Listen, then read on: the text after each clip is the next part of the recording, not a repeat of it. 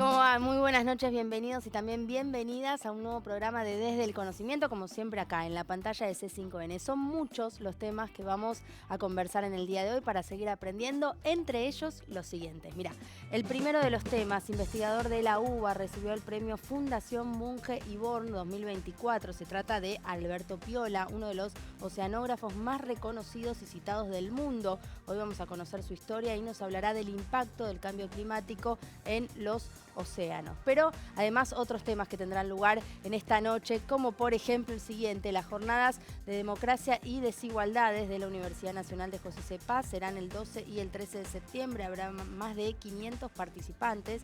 Se van a discutir las múltiples problemáticas que cruzan las democracias en América Latina. Nuevas carreras, sí, nuevas carreras que queremos conocer de qué se tratan, como por ejemplo la siguiente, y estamos hablando de la UBA también, que lanza la carrera de finanzas digitales. Está abierta la inscripción. Se trata de una especialización de 1 año y 1 trimestre dirigida a profesionales de múltiples disciplinas. Hay aún más, por ejemplo, de trabajos que se están realizando en las propias universidades y tiene que ver con el siguiente tema, porque se realizó el primer relevamiento de condiciones de vida de la comunidad LGBT a escala nacional. Participaron investigadores en ciencias sociales de todo el país. La presentación de los resultados se realizó el día 30 de agosto. Y además hay una nueva app, y sobre eso vamos a estar hablando también, que surge de trabajos desde las universidades. Tiene que ver con Tranqui, la app de la Universidad Nacional de Mar del Plata para prevenir suicidios, elaborado por profesionales de esa universidad. En su desarrollo participaron estudiantes secundarios. Busca dar a conocer las señales de alerta y acercar además a personas a tratamientos psicológicos. Recordá que siempre te podés suscribir a nuestro newsletter, escanear el código QR que tenés acá y sumarte a cada una de las notas e informaciones que venimos contando en los distintos fines de semana. Así sos parte de alguna manera de nuestra comunidad.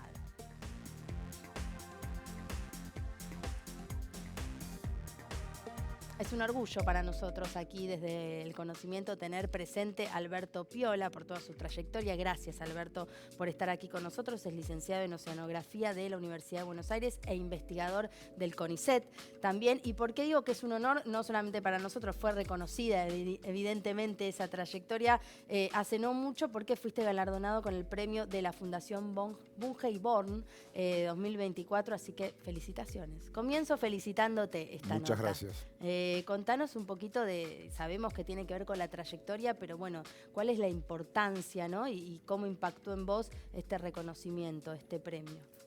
Por supuesto fue una enorme sorpresa, me siento tremendamente halagado por recibir el premio Fundación Bunge y Born. Es un premio muy prestigioso en la comunidad científica argentina y latinoamericana, yo diría. Pero además creo que es una fantástica oportunidad que me parece importante destacar que la Fundación eligió premiar este año a las ciencias del mar y de la atmósfera. Es importante porque visibiliza ciencias que son, digamos, de menores dimensiones que las ciencias tradicionales, y es muy importante que sean visibilizadas por la importancia que tienen las ciencias, este tipo de disciplina para el país. ¿Por qué crees que siempre fueron un tanto menos visibilizadas que otras, tal vez? Bueno, no, hay múltiples especialidades en la investigación científica, pero a veces algunas de las ciencias naturales por ahí quedan un poquito relegadas, y en realidad la comunidad oceanográfica argentina es una comunidad muy chiquita. En el mundo en general son pocos los investigadores de las ciencias marinas, no es que haya una gran comunidad de investigadores. Claro. Entonces tal vez es por las dimensiones de la ciencia en general. Lo que se premió, decíamos, es toda una trayectoria de mucho tiempo y la importancia de tu trabajo en el territorio nacional y también a nivel internacional. Sí, en realidad sí, mi trabajo un poco se excede fuera de los límites de la Argentina, porque el mar no tiene esos límites, ¿no es cierto? El mar interconecta regiones bastante remotas. Si uno le da suficiente tiempo, el agua eventualmente lleva información de un lugar del globo a otro. El océano está interconectado y muy dinámicamente. Y uno de los problemas que creo que tiene la aproximación a la oceanografía desde el punto de vista regional, limitándose a los límites geopolíticos, uno limita la capacidad de comprender los fenómenos. Entonces, una de las cosas que nosotros hicimos fue tratar de en nuestra cabeza olvidarnos de esas fronteras y analizar los problemas integralmente, y para eso, por supuesto, hay que buscar socios, colegas, colaboradores en los países vecinos, por ejemplo, para estudiar la corriente de Brasil, que viene desde el trópico hasta la latitud de Mar del Plata. Es importante poder integrar toda esa región, y entonces eso involucra investigadores de Brasil, de Uruguay, de Argentina. ¿Cómo se hace eso? ¿Cómo se va armando ese equipo a nivel internacional, esa red, de alguna manera? Hay que tener mucha decisión porque no es fácil. Primero, establecer un contacto con los colegas, empezar a crear confianza entre los grupos de investigación. Cuando la gente no se conoce, son de otros países, a veces de otras culturas, otros idiomas. Entonces hay que construir un equipo de investigación que sea bastante sólido y que además tenga capacidad de convencer a sus administradores y los miembros de la conducción de los países, a los políticos, de que esas alianzas son importantes y son útiles para cada uno de los países, ¿no? Así que fue un proceso bastante largo, de muchos años. Y otro aspecto que es también igualmente relevante es que las organizaciones de los países no están diseñadas, por ejemplo, para financiar ciencia de esa naturaleza. Cada país tiene, vamos a decir, ventanillas a las cuales los investigadores de ese país pueden ir a pedir fondos para investigar su país y, digamos, y su territorio. Hablábamos de este premio, digo, antes de pasar a otro tema o a otro tópico, porque al hablar de trayectoria me gusta de alguna manera ir al comienzo, ¿no? Un poquito, no sé si a vos te pasó al recibir este reconocimiento y bueno, un poco ir para atrás y rebobinar en todo lo que hiciste, en todo tu trabajo, ir a ese inicio de cómo te acercaste a esta temática, a la oceanografía, ¿qué te llevó a elegir esta profesión? Sí, por supuesto. Inmediatamente que me enteré del premio empecé a pensar en toda esa historia, mucho más de lo que podía hacerlo antes. Pero bueno, esencialmente estudié oceanografía porque creo que es una disciplina apasionante. Yo daría vuelta a la pregunta y me preguntaría por qué no hay más gente que estudie oceanografía. Porque imagínate aplicar las ciencias básicas. Yo, digamos, esencialmente mi disciplina es la oceanografía física. Sí. Pero hay oceanógrafos químicos, hay biólogos marinos, hay geólogos, geofísicos. De cada disciplina hay alguien que puede interesarle el mar. En mi caso, bueno, me atraía a la física y bueno, el mar creo que le atrae a todo el mundo. Y cuando descubrí que había una carrera muy poco conocida en aquel entonces, que era oceanografía en el Instituto Tecnológico de Buenos Aires, es donde yo estudié, bueno, descubrí ese folleto y digo, bueno, este es lo mío, porque por lo pronto no tenía, por supuesto, amigos o compañeros de colegio que fueran por ese camino. Claro, las carreras tradicionales eran tal cual. Sí, de hecho, por supuesto, fui el único de todo el grupo que decidió estudiar esto. Y éramos muy poquitos, ¿no? De 100 y pico que éramos de alumnos en el ITBA para hacer el curso de ingreso, que éramos 2 que éramos candidatos a oceanografía. Claro. Bueno, yendo particularmente a algunas noticias que hoy leemos en algunos titulares de diario, que son de actualidad, digo, tiene que ver con el nivel del mar. Se decía que se alcanzaron máximos nuevamente. ¿Qué significa que suba el nivel del mar y qué impacto tiene? Bueno, el impacto inmediato es que en las regiones costeras, en las regiones donde la costa, sobre todo el relieve costero, es relativamente suave, un ascenso del nivel del mar implica un avance del mar sobre el continente.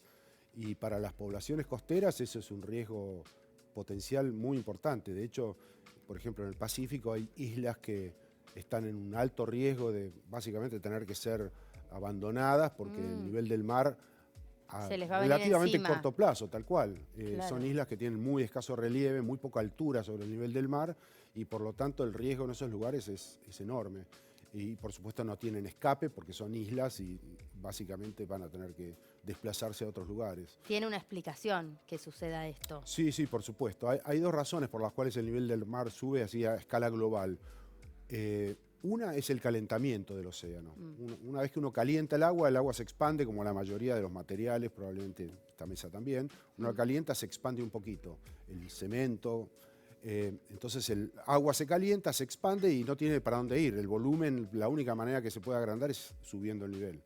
Esa es una parte del problema, el calentamiento. Y la otra parte es que hay más agua ahora en el océano de la que había antes. Los glaciares se están derritiendo, mucho hielo continental está fluyendo hacia el mar y por lo tanto, además de haber agua más alta porque se calentó, hay más agua en total y por lo tanto también aumenta el nivel del mar. Claro, y el calentamiento es lo que tiene que ver con el cambio climático. Te lo pregunto porque a veces hay como confusiones en relación a todo esto que nos está pasando efectivamente. Sí, definitivamente. Y el mar cumple un rol muy importante porque la mayor parte de la energía que contiene el sistema climático está almacenada en el mar.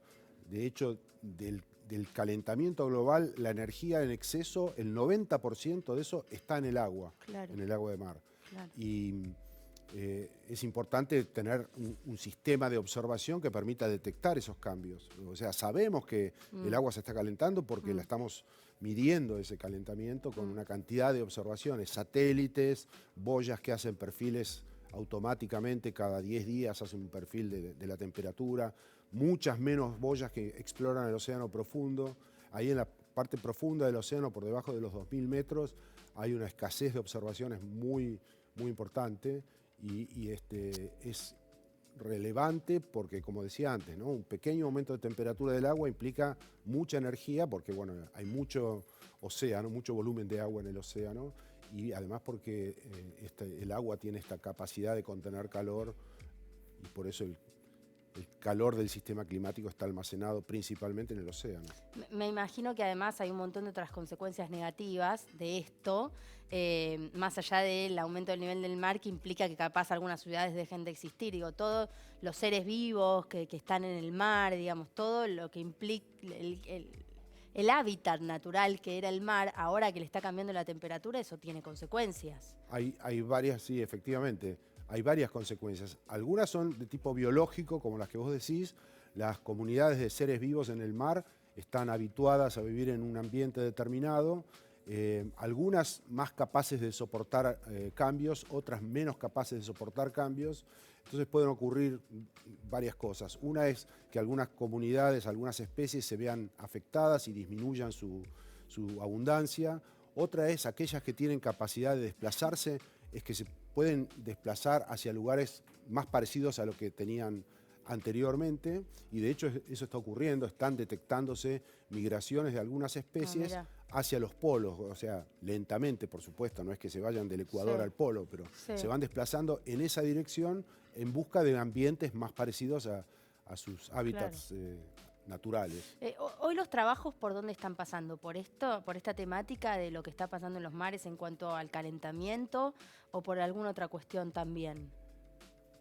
Y están explorándose muchos caminos. Hay gente experta que está tratando de determinar con mayor precisión la tasa de aumento del nivel del mar, por ejemplo, a la que hicimos referencia antes. Sí. Hay gente que está más preocupada por el cambio de temperatura propiamente dicha del agua y además cómo cambia la temperatura por debajo de la superficie y de qué manera afecta a las especies. La oceanografía tiene muy amplias líneas de investigación y yo diría en todas ellas el cambio, o en la mayoría el cambio climático está, es de interés. Sí. Y una parte que también está modificándose son las corrientes oceánicas, que también son importantes desde el punto de vista que, por ejemplo, arrastran alimento de un lugar a otro. Alimento, quiero decir, bueno, parte de la vida marina es alimento de otra parte. Entonces, obvio, las corrientes son importantes, sobre todo para aquellas especies que no tienen mucha capacidad de nadar. Hay muchas especies en el mar que son microorganismos que prácticamente no tienen movilidad propia. Entonces, es diferente a una merluza, por ejemplo, que es una gran nadadora. Entonces, esas especies las arrastran las corrientes. Y las corrientes están detectándose, está detectándose que están cambiando claramente, y probablemente están cambiando porque cambia el contenido de calor, la temperatura, está cambiando el patrón de vientos. El patrón de vientos vinculado al calentamiento global, el patrón de vientos está modificándose a escala global y eso hace, por ejemplo, que las corrientes cálidas, como la corriente de Brasil, a la que hicimos mención antes, se está expandiendo hacia el sur y eso provoca que esas regiones a donde antes no estaba la corriente de Brasil, ahora sean mucho más cálidas que lo que eran hace 30 o 40 años. ¿Puede ser que eso también es lo que esté generando lo que en algunos medios se tituló como el cambio de color, por ejemplo, del océano Ártico, que yo no sé si está bien titulado o no, pero digamos, ¿qué puede estar generando que un océano cambie un poco de color, si es que es eso lo que está pasando, o algo del contenido se está modificando o arrastrando, como vos estás planteando? El color, dicho así, digamos, Sí. Ampliamente del mar, depende esencialmente de los productos que están disueltos. Si hay muchos sedimentos, por ejemplo, por supuesto las aguas como el Río de la Plata, tiene un color particular que está dado por la concentración muy alta que tiene de sedimentos que traen los ríos. Claro. Cuando son aguas abiertas, lejos de la influencia de las costas, principalmente el color del mar lo da la vida marina. Cuando hay determinadas comunidades de plantas que están floreciendo y que están creciendo, como ocurre ahora en la primavera, por ejemplo, así como hay blooms de vegetación en las plazas que ustedes ven que empiezan a brotar los árboles, en el mar empiezan a brotar las plantas también. Entonces ahí hay transformaciones, cambios de color que están vinculados al crecimiento de estas plantas. No conozco el caso en particular del Ártico al que vos mencionás, pero probable que en el Ártico, que hay derretimiento de hielo en verano que no ocurría antes, ahora con el derretimiento del hielo hay más luz que necesitan estas plantas para hacer fotosíntesis y por lo tanto están creciendo plantas de otra naturaleza de la que podían crecer antes debajo del hielo, y obviamente eso implica una transformación en el color en la superficie del mar. Alberto, y eso lo miden satélites. Ah, mira, te agradezco un montón, felicitaciones nuevamente a vos y todos los que son parte como equipo de los trabajos que están realizando. Y bueno, te esperamos una próxima vez. Muchas gracias, sí, espero ganar otro premio y que me inviten. Por supuesto, o si no, para cualquier otra cosa. Gracias. Gracias a ustedes.